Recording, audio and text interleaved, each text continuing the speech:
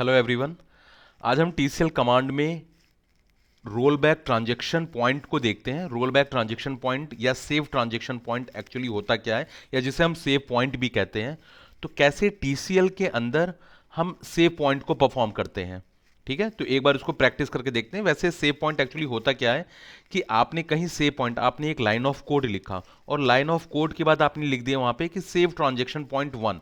वहां पे आपने लाइन ऑफ कोड के बाद आपने ये पॉइंट लिख दिया और सेव ट्रांजेक्शन पॉइंट 1 आप जैसे ही आपने लिख दिया तो इसके ऊपर लाइन ऑफ कोड जो भी आपने इसके ऊपर जो भी चेंजेस किए होंगे, मॉडिफिकेशन किए होंगे, वो सारी की सारी चीजें सेम बने रहेंगी। बट सेव ट्रांजेक्शन पॉइंट 1 के नीचे बाद, इसके बाद जो भी लाइन ऑफ कोड होगा उसमें क्या हो जाएगा, वो रोल बैक परफॉर्म कर देगा। तो एक बार उसको मैं आपको परफॉर्म करके दिखाता हूं so that you can visualise the things. ठीक है, तो चलते हैं हम अपने MySQL पे। ठीक है गाइस, तो हम आ गए अपने एसक्यूएल टेबल पे। तो यहां पे हमने क्या आपको बता रहा हूं कि कैसे ट्रांजेक्शन, सेव ट्रांजेक्शन पॉइंट को कैसे परफॉर्म करते हैं। तो सपोज ये आपके पास एक इंफॉर्मेशन है। ठीक है, इसको मैं एक बार एग्जीक्यूट कर दे रहा हूं फिर से दोबारा से, क्योंकि हो सकता है कुछ चेंजेस हुए होंगे तो वो सारे के सारे चेंजेस डिस्कार्ड हो जाएं। तो मैं एक बार टेबल को, एक टेबल को ड्रॉप कर देता हूं और फिर से इस टेबल को क्रिएट कर दूंगा। टेबल, ठीक है, मैंने टेबल को, पहले ये एग्जिस्टिंग टेबल को ड्रॉप कर दे रहा हूं। एग्जिस्टिंग टेबल ड्रॉप हो गई, मैंने दोबारा से एक टेबल क्रिएट की, इसको एग्जीक्यूट किया और इसके अंदर डिफरेंट वैल्यूज जो थे उन वैल्यूज को मैंने इंसर्ट कर दिया। ओके, अब मैंने क्या लिखा, मैंने एक लाइन ऑफ कोड परफॉर्म किया। मैंने क्या किया कि अपडेट कर दिया टेबल को, sorry, update table name that is employee, update table name employee कर दिया और हमने इसमें क्या किया, सेट कर दिया डिपार्टमेंट्स, डिपार्टमेंट को सेट कर दिया। क्या कर दिया, जहां भी आईटी था वहां पे CSC मैंने लिख दिया, जहां भी आईटी था मैंने उसको CSC कर दिया, क्योंकि वो वैर कैर है तो इसलिए सिंगल कोट्स में लिख दिया। ओके, लेकिन ये हर जगह नहीं किया, मैंने कहां कहां परफॉर्म किया, set department where, where department ID,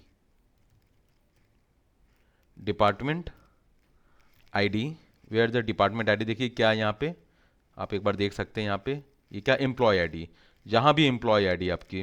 okay, तो वेयर,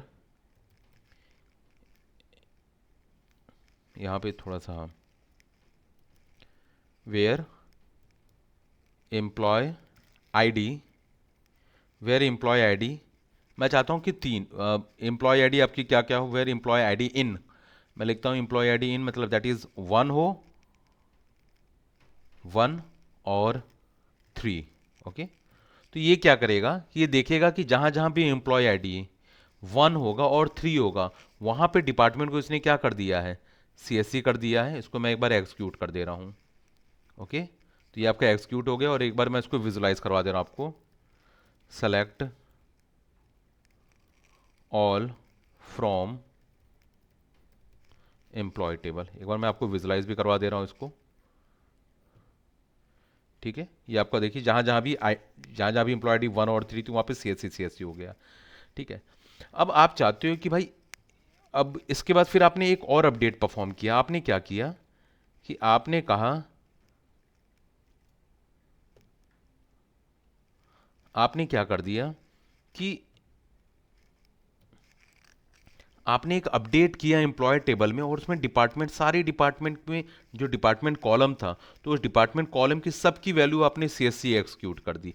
लेकिन इसको एग्जीक्यूट करने से पहले आपने क्या किया था, आपने सेव ट्रांजैक्शन पॉइंट 1, मैंने क्या किया कि मैंने जो भी इससे पहले जो परफॉर्म किया था उसको मैंने सेव कर लिया कि अच्छा अब इसमें कोई चेंजेस ना हो।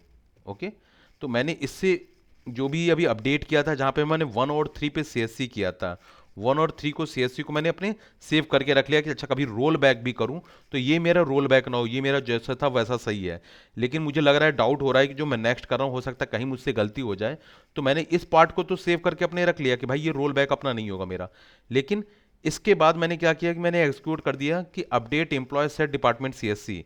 तो अब इसकी वजह से क्या हो गया, जैसे मैंने एग्जीक्यूट किया, आप ये समझिएगा, मेरा ये कहने का मतलब हो रहा है कि देखो, जब रोल बैक आप परफॉर्म करोगे तो रोल बैक का इफेक्ट इसके ऊपर ना हो, इसके लिए मैंने सेव ट्रांजेक्शन पॉइंट वन कर लिया। तो जैसे सेव ट्रांजेक्शन पॉइंट वन कर लिया, तो इसके नीचे इसके नीचे जो भी लिखा रहेगा, अगर मैंने इसको सेव नहीं किया है तो वो रोल बैक परफॉर्म कर देगा।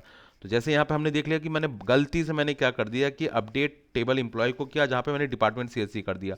तो उसकी वजह से अब क्या हो गया कि देखो, वो सारा का सारा कॉलम जो होगा वो पूरा का पूरा सीएससी में हो गया, वो पूरा का पूरा कॉलम ही सीएससी में हो गया। लेकिन ये मुझसे गलती हो गई, तो मैंने यहाँ पे क्या कर दिया, roll back train point one.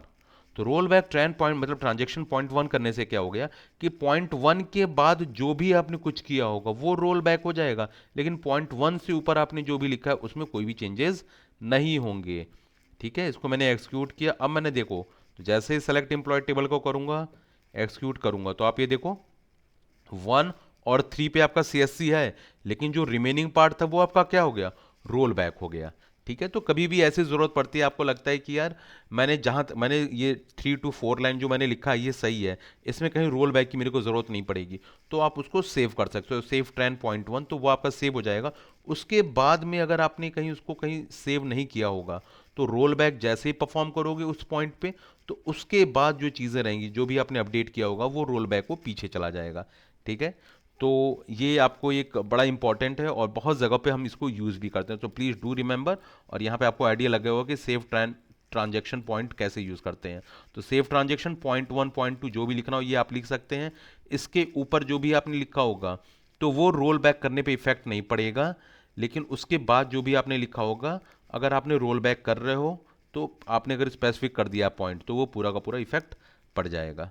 ठीक है, तो चलिए, ठीक है गाइस, नेक्स्ट में हम देखेंगे अपना last, that is DCL command, data control language.